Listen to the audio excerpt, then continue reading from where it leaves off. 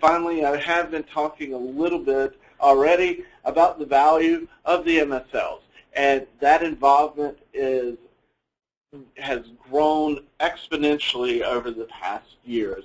And the KOLs view MSLs as a scientific pair, so getting them working together earlier and earlier is critical to the work that you can do, because they're going to serve as a clinical trial liaison at times, and they're going to be also able to support the KOL activities that are critical, such as investigator-initiated trials, discussing conferences, and just the idea of disease states that you're not going to be able to have taking place with your commercial group.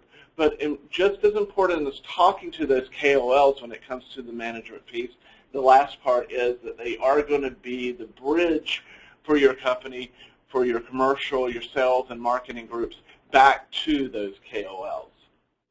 So when best practices began to ask what KOLs valued most, it came down in 4 areas. These were the areas, we bucketed them in these, and they were the things that KOLs were telling us they valued, and it was also what the MSLs who were working with them saw as valued. They like the idea of information sharing.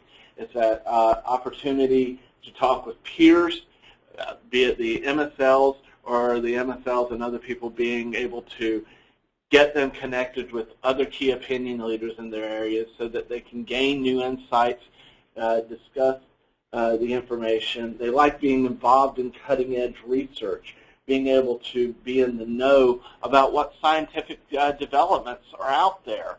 And they want that information coming to them in the most accurate and objective way possible. And they see that coming in the form and the delivery of the MSLs.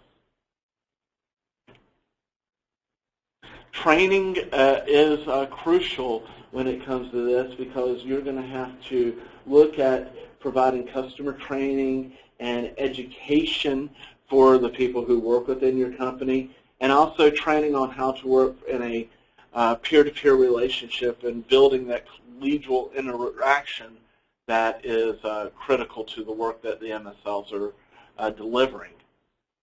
Next, communications. Face-to-face, as I was telling you, is the most important thing, and it's not about having someone who's coming and trying to sell them something.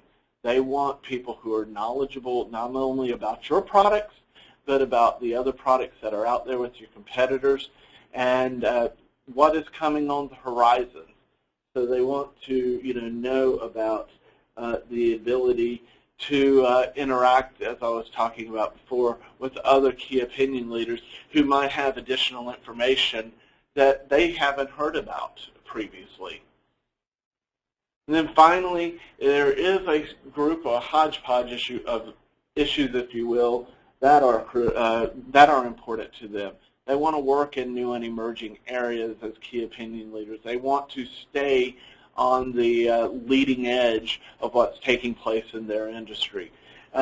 There is a bit of what's in it for me with them. They want that recognition as an expert, and they want the opportunity to do good research that's going to be impactful to society and be able to publish that work.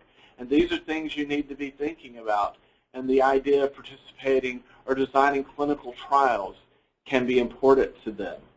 And these are the places that the KOLs truly value, and they're the things that you're going to have to think about when you're looking into working with them. What's making them tick, and what's going to help drive success in your organization and working with them.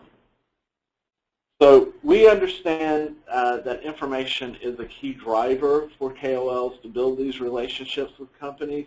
And when they work with your medical science liaisons, your companies are going to gather information that's going to help you strengthen the life cycle plan and help you provide insights as far as what's taking place in the marketplace.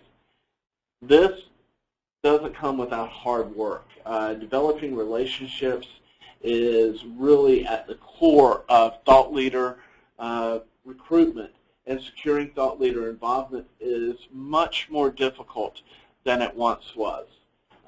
In fact, 8 out of 10 requests for participation nowadays are turned down. So as a result, your KOL relationships that you have to come to the forefront. To ensure success, the companies must be prepared to work with KOLs in whatever way they wish and to work to meet their needs. If it means going and having face-to-face visits, so be it.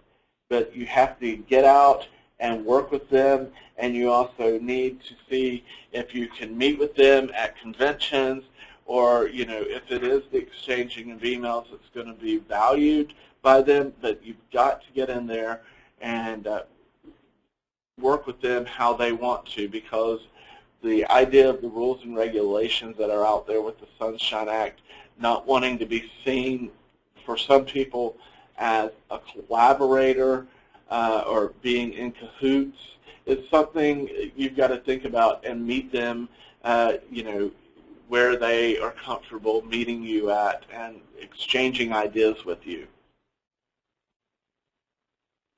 So when it comes to measurement of success, when we began asking companies, how they measured success, 7 out of 10 companies said, we're measuring and evaluating KOL activities.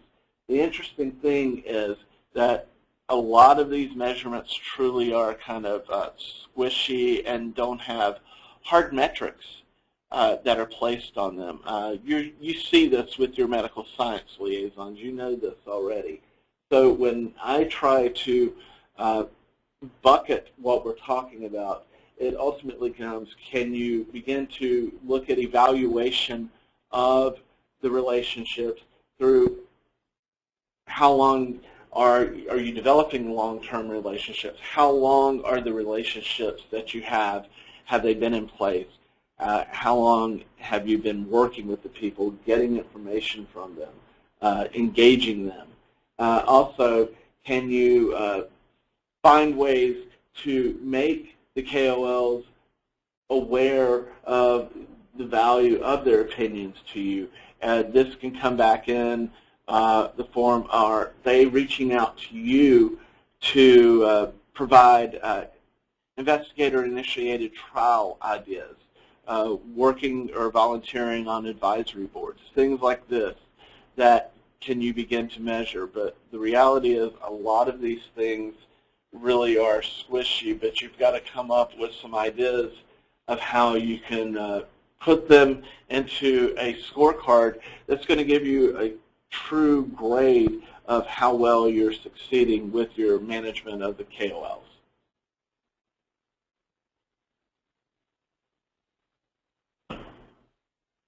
The involvement of MSLs is something that can't be ignored. It sits at the top of the list because a lot of the KOLs view the medical science liaisons as a peer from a scientific nature, and they are also seen as a liaison back to the company that can share information and ideas that they may have. So this is something you're going to be focusing on, and how are your MSLs going to be able to work with KOLs?